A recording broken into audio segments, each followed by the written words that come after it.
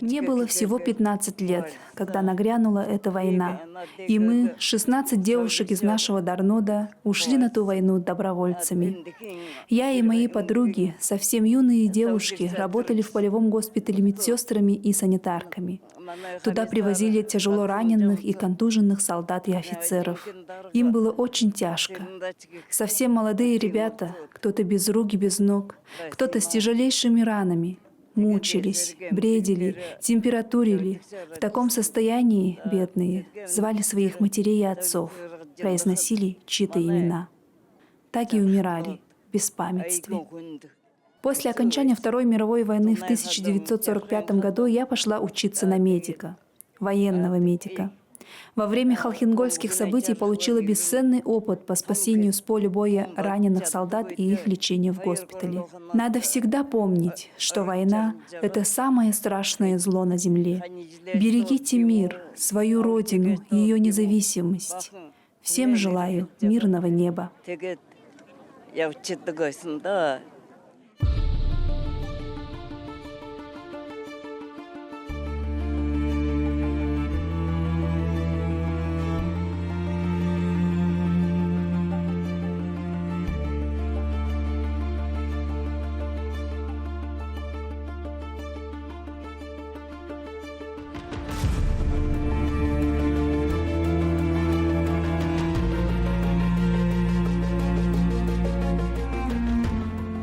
1939 год.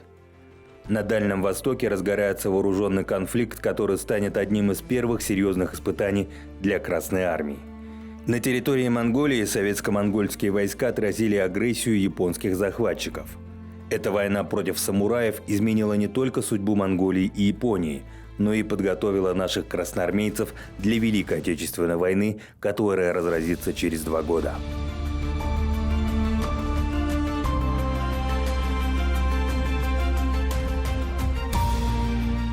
Битва на Халхингол – это не просто столкновение разных армий, это испытание на прочность, которое станет знаковым моментом в истории Советского Союза.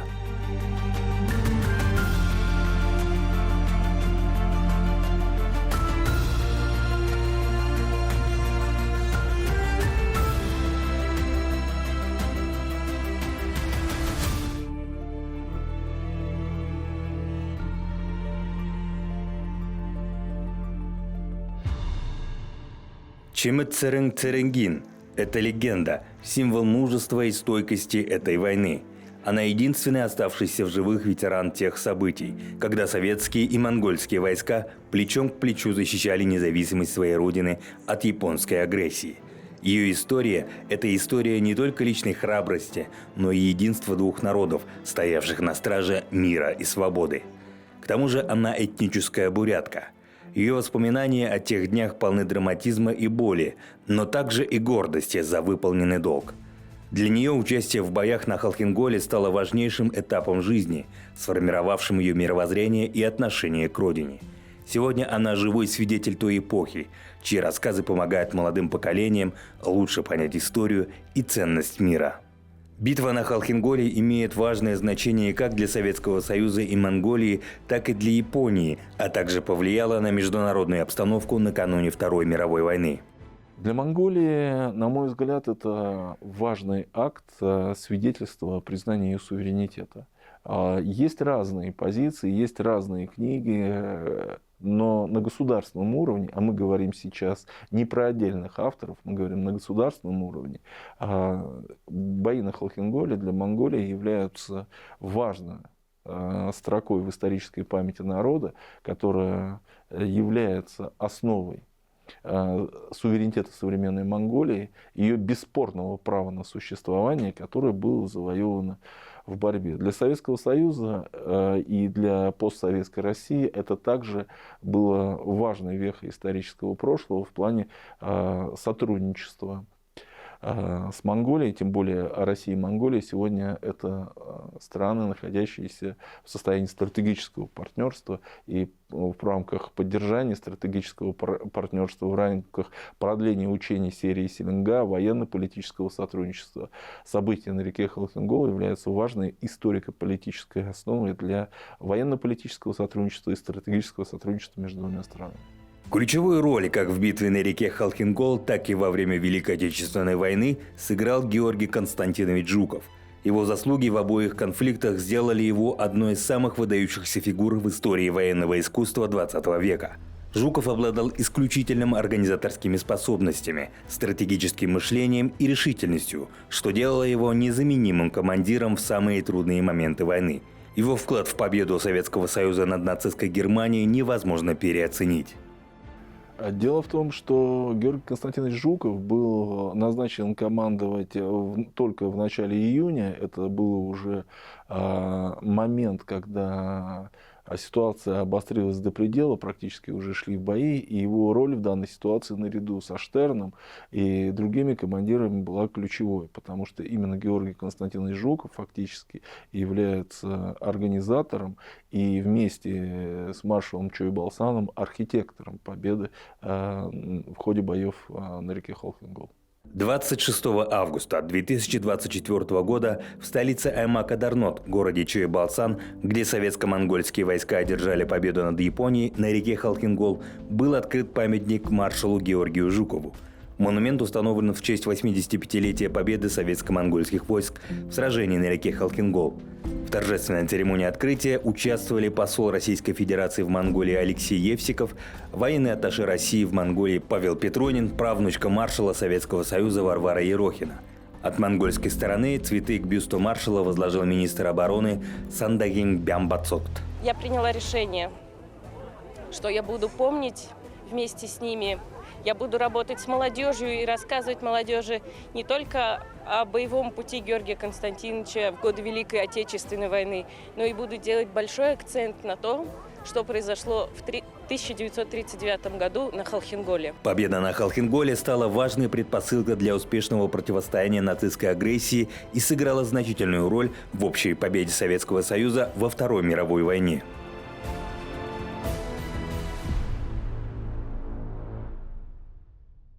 Победа на Халхинголе повлияла на победу во Второй мировой войне непосредственно. Мало того, что она дала необходимый боевой опыт войскам, но и вселила боевой дух, что советская армия может побеждать, что Красная армия по-прежнему является одной из самых современных и сильных армий. И несмотря на первые тяжелые годы Великой Отечественной войны, именно память о Халхинголе, именно образец Халхингола позволял очень многим людям надеяться на лучший исход, верить в победу и вселять боевой дух в тех, кто трудился в тылу.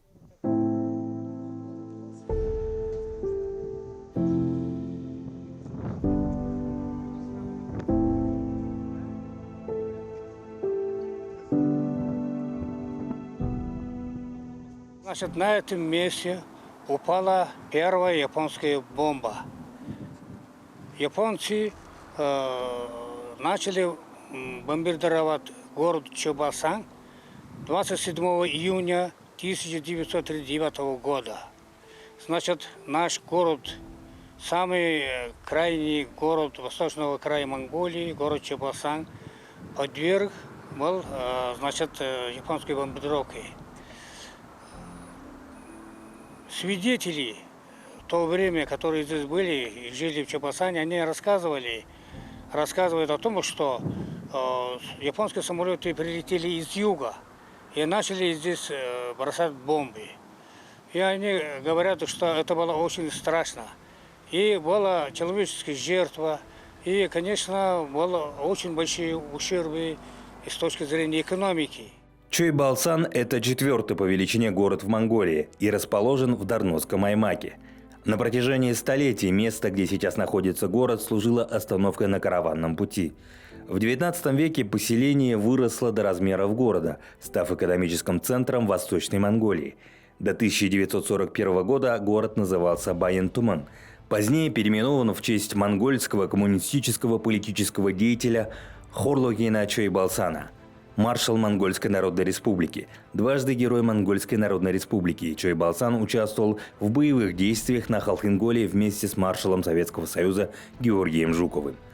Победа на Халхинголе имела важное военно-политическое и международное значение. Она убедительно продемонстрировала военную силу Советского Союза и высокую степень боеготовности Красной Армии, умелое военное искусство ее командования. Современные историки Монголии также отмечают важность сохранения памятников, монументов и разных патриотических мероприятий в дань памяти всем солдатам, отдавшим свои жизни за наше будущее на Халхинголе. Халхингольское событие – это очень важное и значимое событие, особенно для жителей Торнодского аймака. Почему я так говорю? Потому что Торнодский аймак очень тесно связаны с событием, на территории которого была эта война. Каждый год мы отмечаем юбилей победы на Халхинголе. И здесь организуются парады и еще мероприятия патриотического воспитания для детей. И вот разные мероприятия, можно сказать. Опыт боев на Халхинголе оказал значительное влияние на подготовку Советского Союза к Великой Отечественной войне. Эти бои стали важным этапом в развитии военной стратегии и тактики Красной Армии, а также позволили выявить слабые места и недостатки в подготовке войск. В боях на Халхинголе советские командиры получили ценный опыт ведения боевых действий против хорошо подготовленных японских войск. Это помогло усовершенствовать тактические приемы, такие как использование бронетехники, авиации и артиллерии в координации с пехотой. Уроки, извлеченные из боев на Халхинголе, помогли Советскому Союзу лучше подготовиться к Великой Отечественной войне и сыграли значительную роль в ее исходе. В том числе помогли нашим сибирским частям остановить наступление на Москву. Использован был этот опыт, особенно применение танков серии БТ. В первые дни войны именно они, как бы опираясь, советские командиры, в смысле танковых подразделений, опирались на опыт Халхингола, использовали танки серии БТ в попытках остановить движение немецких танковых армат на Москву. И насколько это было возможно применить опыт азиатского ландшафта на территории центральной России, где ландшафт совершенно отличается, это уже другой разговор. Но факт того, что советские командиры знали, как использовать бронетехнику, как использовать танковые атаки, потому что японцы тоже применяли танки на Халхинголе, и это, когда началась Великая Отечественная война, для советских командиров, особенно бронетанковых частей, не было чем-то новым, что, возможно, как бы ситуация танковых противостояний, авианалетов, использования истребительной авиации. Все это дало важный и недооценимый опыт советским вооруженным силам в противостоянии с фашистской Германией.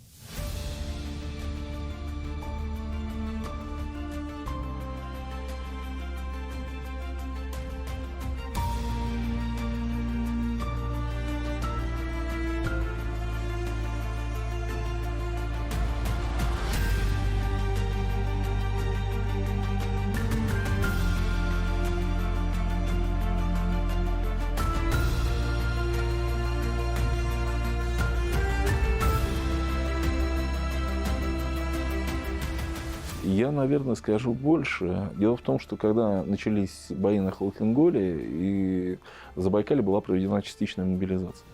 И призванные с территорий близких к Монголии бойцы, они знали местность, они умели ориентироваться. И, конечно же, получив боевой опыт, они применили его в ходе Великой Отечественной войны и после, в войне против милитаристской Японии. Потому что Чтобы оценить, что такое частичная мобилизация, наверное, нужен опыт того, чтобы пережить, что такое частичная мобилизация и насколько это массовое явление. Поэтому трудно объяснить людям, которые не знают, что такое частичная мобилизация, сколько это людей призвано и сколько людей получило боевой опыт на реке Халхингол и насколько это было массово. Поэтому, мне кажется, сегодня в современной России, как ни в какой другой стране, люди способны понять, что вот эта частичная мобилизация, проведенная во время обострения на маньчжуро-монгольской границе, ситуация, она действительно дала боевой опыт тысячам мужчин, живущих в Сибири и на Дальнем Востоке, и что позволило впоследствии бросить сибирские части для того, чтобы остановить немецкое наступление на Москву. Разгром японских войск на Халхинголе стал важным уроком для Красной Армии. Победа здесь показала, как необходимо действовать в условиях современных войн, где решающую роль сыграют не только численность войск, но и грамотное руководство и взаимодействие. В ходе этого конфликта советские войска продемонстрировали выдающуюся тактическую гибкость. Впервые были использованы новые методы ведения боя, комбинированные атаки кавалерии с применением танков и авиации, что стало основой для дальнейших побед в Великой Отечественной войне. Атаман Курганской области Сергей Попов, участник конного похода от Кургана до Улан-Батора к 85-летию победы на реке Халхингол, глубоко осознавая значимость исторических событий, также подчеркнул важность боевого опыта. Это было начало, можно сказать, один из предвестников Большой Второй мировой войны, когда Россию хотели разъединить Монголию, захватить, разъединить Россию по Байкалу. И тогда здесь Жуков вместе с кавалерийскими частями монгольской армии, они дали такой мощный отпор. Вот. На самом деле это стратегически вообще важное историческое дело. Нам, как казакам, здесь участвовали казаки, то есть в Красной армии служили тогда казаки, кто здесь был. И у нас тоже были здесь кавалерийские части, которые принимали участие в боях. Да. И нам, как конникам, как казакам, это еще памятно тем, что кавалерийские части, несмотря на противостояние современной техники, они взяли и разгромили врага.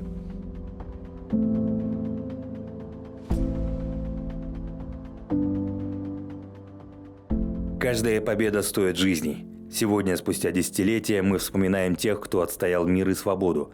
Память о героях Халхингол живет в сердцах людей. Халхингол – это не только страницы в истории войны.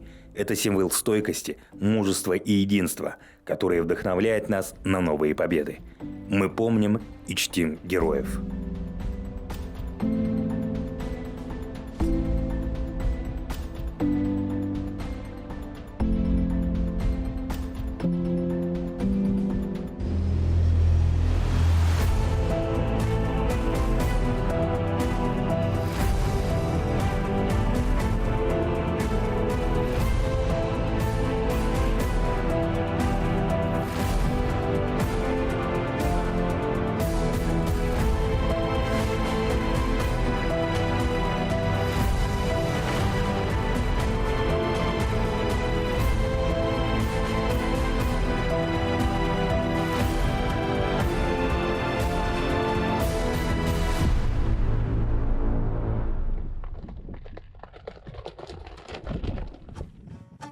Снаряжаемся в дальний поход, запрягаем коней.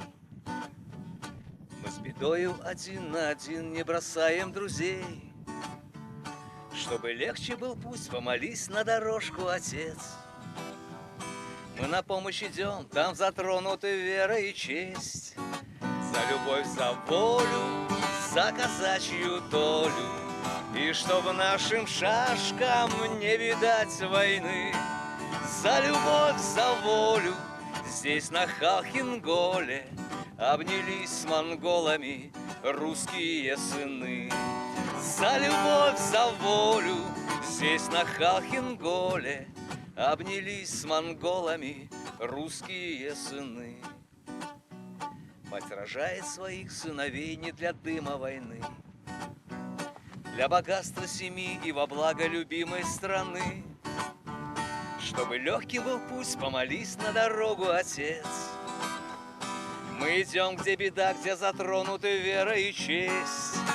За любовь, за волю, за казачью долю. И чтобы нашим шашкам не видать войны. За любовь, за волю здесь на Халхин-Голе обнялись с монголами русские сыны. С вами за любовь, за волю здесь на Халхин-Голе обнялись с монголами русские сыны. Люба! Люба!